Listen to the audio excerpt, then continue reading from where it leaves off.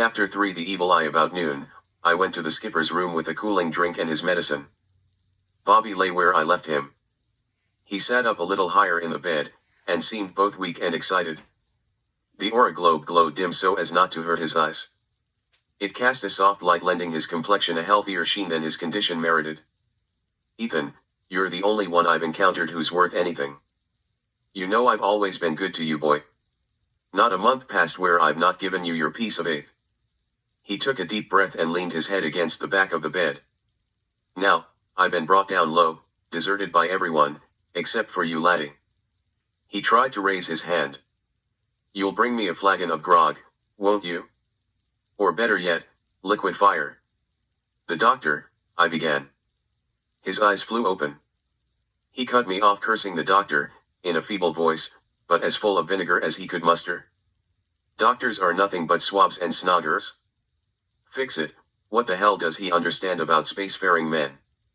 Him with his feet on land his whole lousy life." He tried to sit up but lacked the strength. "I've been in places hotter than hell with mates dropping one after another like fleas on fire. What's the doctor know of such lands? He's had it soft." The skipper rubbed his hands across his eyes. "I lived on grog, I tell you. It's been the air in my lungs and the blood in my veins. It's what's kept me going. I need grog now, I'm a poor old salt on the wrong side of a black hole." A coughing fit stopped him short. He put his hand on his chest. "My blood will be on your hands, Ethan, and that soft, swabby doctors," he ranted for a while longer, cursing everyone and everything.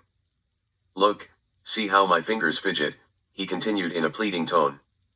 "I can't keep them still. I haven't drunk a drop all day. Fix-It's a fool, I tell you.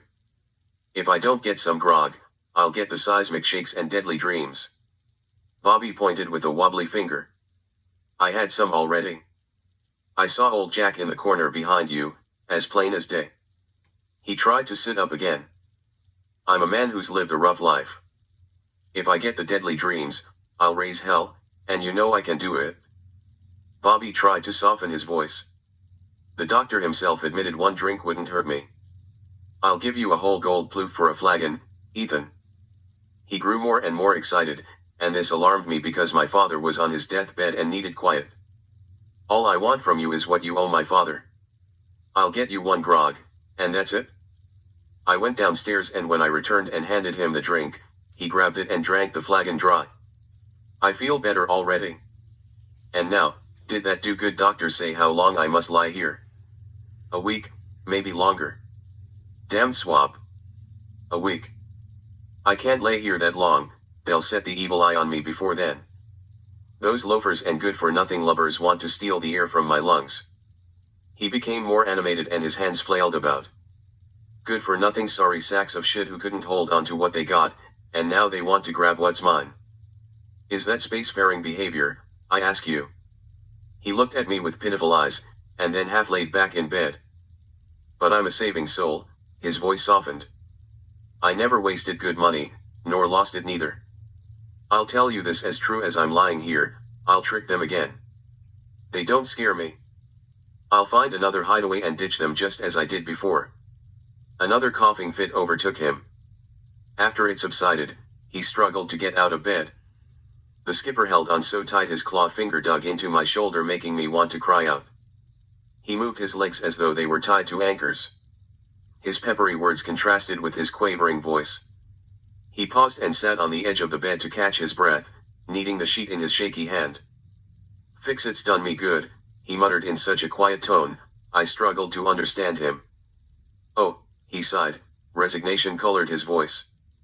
"My head is spinning and my ears are ringing something fierce. Lay me back."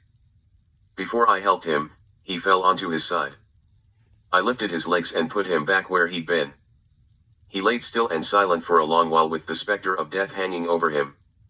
"Ethan," he said at last, looking up at me through clouded eyes, "you met that spacefaring man today?" "Devil Ray?" I asked. "Ah. Devil Ray. He's a bad one, sure enough, but there's much worse than him, I know." Bobby closed his eyes for a moment, took several quick breaths, and coughed again. "Now, if I can't get away, and they slip me the evil eye, know this, It's my portmanteau they want. He lifted a shaky arm and pointed to the valise. You find a jetpack. You can do it, can't you? I nodded. Well, you get a jetpack, and go to that infernal Dr. Swab, and tell him to call every hand on deck, the Peace Corps and the like. He'll find old Jack's crew at the crow's nest, every one of them that's left. A smile passed over his lips. Old Jack made me his first mate, and I'm the only one who knows the place. He give me the location of Earth on Ursa Prime, when he lay dying, like I might be doing now. He grabbed hold of my wrist. You won't go unless they get the evil eye on me, or unless you see Devil Ray again or a spacefaring man with a mechanized arm. His eyes fixed on mine. Mind him above all, he's by far the worst of the lot. The skipper tried to sit up again. What is the evil eye?